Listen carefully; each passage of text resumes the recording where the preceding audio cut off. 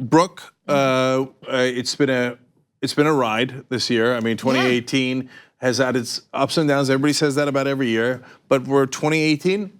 Plenty of downs, right? But it's been a year with me here with you guys. Yes. This has been the probably most, I say it all the time, the most welcoming newsroom experience. I've worked in a lot of newsrooms, a lot of nasty newsrooms, and I've made some friends amongst that. But this has been the happiest, experience of, and more than that, I always talk about this whole weird two sides things that local news keeps making us do when they're not two sides to a lot of issues. Like murderers, bad. Racism, there's two sides. That's kind of local news, that's their thing. And so I like that I get to stop that here. It's refreshing. I feel like it's responsible.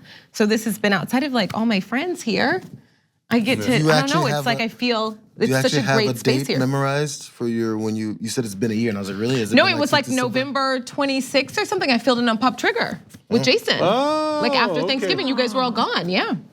Oh, that's awesome. So Brooke, you've been wonderful. Thank you. Yeah, and so that's one of the upsides of 2018 is that we got to spend the year with you. You know I like compliments. She's not saying anything, she's just saying. I mean, she's not saying tyt.com/Brooke as a way to sign up. She's just saying. Okay, so you got a clip for us on an impactful moment? I have a moment. I don't know what the clip is though, it's a surprise. Oh, it is? Yeah. Oh, fascinating. Okay, well, let's take a look at the impactful moment of the year that Brooke selected. So I can't quite believe, this late date in the year 2018, I can't quite believe that there's that many voters in Florida that thought, yeah, I'm gonna vote for the guy who called the black candidate a monkey. I can't believe that. I can't believe it, but you gotta believe it, it just happened. But this happens every day. This is the world that we live in. And I think just as a country, we don't do a good job of listening to black people in all aspects and just really internalizing what's being said. I mean, an open racist got a syndicated TV show on ABC. Another one got one on NBC. And then we have this all over the president. Who got this kind of stuff. I'm talking about Roseanne and then Megyn Kelly. And then people are racist everywhere. And they get these great opportunities all across the board. People struggle with accepting black people being experts on anti-black racism. People just struggle with that in this country. And it's hard, especially for people who feel like they're allies. I'm not a part of that. And when Obama was elected, it was wow, this country's really divided. And every black person in America is where you been? I still think. What's going on? And so even now it's this is, even if it was flipped and he won, we should still be having the same conversation because it was so close that half the people who voted, even if he won by one, right? That's the problem. He should have won by 99. Exactly. You know what I mean? But that's just not where we live. So I'm not surprised. I'm disappointed because and it does affect me. It's different. I don't live in Florida, but to be a black woman in America and different, from you people, it's very clear what race I am. When I walk in the room, but to be a black woman in America and the governor of a major state like that calls us a monkey. That affects your mental health of black people all across the country. It's not something that you can just sit back and say it doesn't, affect you. It's so normalized that people who are on your side don't believe it. It's really that bad. It's really that bad. As long as you guys, hope you guys enjoyed Brooke's TED Talk. I know. I was behind the scenes, am I still talking? Does that happen?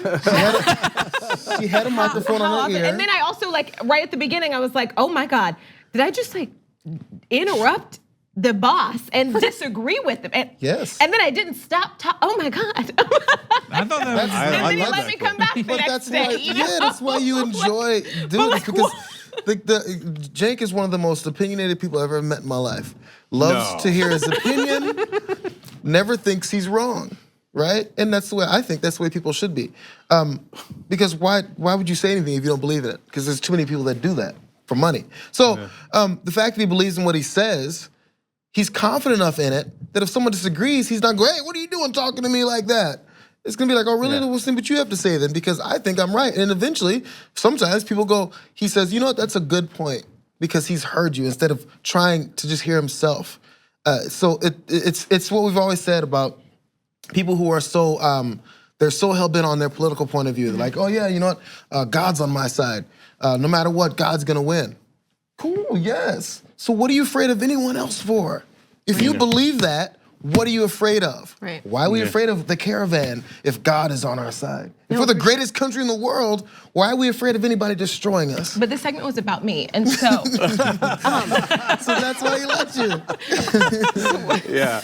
Let's stay focused here. No, well, let me do both. Okay, first of all, thank you, Jay. That's very nice of you. And to back up what he's saying, not about me, but about like Trump, for example. Why do you have such thin skin? Like, what if you were secure and confident in what you were saying, you just brush it off, right? But anytime anybody says anything about him, the problem is he thinks they're right. And that's why he takes it so personally. So now to what Brooke was saying, look, that's why I love this show, is because we get to talk things through and learn from each other and hear each other's perspectives. And so often people just are not communicating in this country. And so the right-wingers will hear the word racism and they'll just go into a cave and they'll be like, oh no, that's it, I hate you. But we didn't say you. Right. We said the guy who called him a monkey, right? So why are you taking it personally? What a weird thing, right? But they go and hide it in their cave, and then and I want people to understand, hey, maybe your experience isn't everybody's experience. So why don't you hear Brooke out? Why don't you hear other people out? And we'll hear you out, right? And so we have, we had Steve Hilton on here. He does a Fox News show. I interviewed him. We had a shocking number of agreements, right? The conversation I had with Tucker Carlson at Politicon, it was weird, right? It was interesting. But for all the things that Tucker Carlson does wrong, and that is plenty, and we criticized him in the last segment again, but at least he was listening, I was listening, and we were having a human conversation. And that's rare in the political world, and that's why it was like, people were like, whoa, what, that was weird, right? Why were you guys actually hearing each other? Aren't you just supposed to yell, right? But I hope that what we do on the Young Turks every day is actually have that conversation. Right, and that's a lot of the mainstream media shows are produced with an eye toward having two people shout at each other and not listening. Because frequently, just from like a casting perspective, the producers find a lot of people and they cast and go like, we need a conservative, we need a liberal, we need to have them shout at each other. And those people aren't necessarily as secure in their own opinions. They're looking for that role again and again. So they need to be that conservative or that liberal who has that opinion and doesn't budge and goes 1000% the whole way. Here, it's just like, hey, come talk. Which is wild. We're gonna cover some issues and we're gonna have a conversation, and you say what you feel about it, and we'll talk about it. And you need to have a feeling and have perspective and have a thought process in order to have that conversation. Again, you talk about these shows where they fight. You said, we got liberal, we got a conservative. And after they fight, I never get this. We talked about Ted Cruz and Jimmy Kimmel playing the basketball game, and they were all nice and buddy, let's take a break. I was like, no, we're not taking a break. But, so after these battles over something as serious as immigration, death, racism, and murder, and racist murder, then these two guys who just fought it out on air go, they say, well, thanks for having you. Hey, good to see you, Jim. No, it's not good to see you. Right. You're a horrible person. And if you don't believe the things you're saying, why are we having this conversation? If you really believe that horrible thing you just said about people who are dying, I have nothing nice to say to you. Why am I ingratiating myself to you at all? Because they're just acting, that's why. It's tough because on the one hand, like, there's something interesting about seeing people who don't agree finally have to say that to each other. And on the one hand, when like Kimmel and Ted Cruz see each other, like there's something about having to look into someone's eyes and say, I disagree with you, let's play this game, where you feel like a jerk if you don't say good game afterwards. But I totally also hear exactly what you're saying. As long, what we should be communicating and bonding over is that we're all human, and hopefully we should remind each other that there are very real people being affected by all these issues that we're talking about, and not a lot of people like commenting on this because it's us in basketball shorts. Yeah. So just real quick on those two points. So I worked as a host on cable news for a couple of years, and so Brett's absolutely right. They basically do casting, and so at Current TV, we got to run the show a lot more like we wanted to, right? But at MSNBC, it was a lot of, things were set in their ways, right? And so, yeah, you had people battle. And I've been a guest on a lot of cable news shows, a ton of cable news shows, especially back in the day before I got banned. And sometimes they'd call me up and they'd say, oh, okay, so are you for, and name extreme position, right? And I'd be like, no, actually it's a little bit more nuanced. And they're like, yeah, we're not gonna be able to use you, right? Because they just want gladiators and they don't want people who are listening to one another. And that's why you constantly hear the scream fest that you do on cable news. Right. So just keep it real on that. And then in terms of the green rooms, yeah, look, I come in jovial because I'm like a happy person in real life, right? And on the show, and it's what somebody said they signed up to be a member because we were strong, but also kind of joyous. And so that's wonderful to hear, and that's true, and that's how we are in real life. And but at some point, when I tell them what I actually think in the green room as well as on TV, they're like, well, I don't get it. You're like, it's almost like I'm breaking the rules of wrestling. Right, yeah. Right? And so then I've left green rooms with people shouting at me as I'm leaving, right? Because I'm like, look, guys, I wasn't kidding. That's what I actually believe, right? So speaking of people signing up for membership based on things. At tyt.com/Brooke. Okay, hold. Blurple is a member name, says that moment with Brooke is why they became a TYT member. Stop it. Wow. That's so flattering. Again. Isn't that great? Isn't that great? I love that. That's weird. Yeah. That's my love language. Compliments. Time for you. No. So that's why that's my favorite moment, because I think for me personally, of just being here every day and being able to like bring my perspective and feel like it's heard and just there's a space for it. That happens every day. But I got so many tweets during that, and that was it. It was like a very important election. Just kind of like even coming up to that election, there were two huge black candidates in these areas full of black people, like you know what I mean, that have never really been represented at that level, and the races were so close, and so that was huge for black Americans. And then there also were a lot of like super progressive candidates who were acknowledging black Americans and the necessity to acknowledge them. So I think that was a really big election moment, even though we kind of lost everything in that space.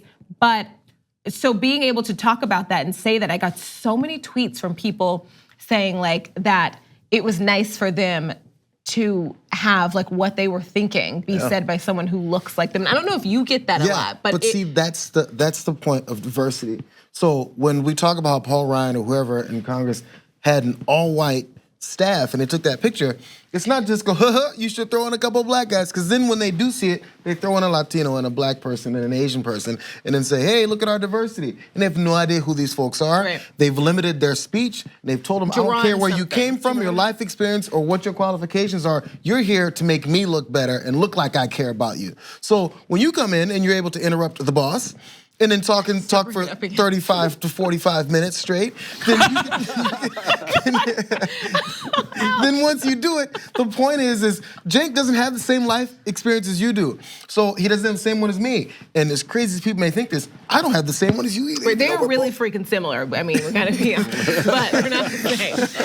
So then getting that perspective, you get the point of diversity is to get other people, is to understand other people in your surroundings, to be around them and actually get it, rather than be like, yeah, they're there to make me look like I get it, so you can just let me continue to not get it. Yeah. Get it. So before, wait, you know those cool t-shirts that say listen to black women? I'm just saying, they found one here. Look.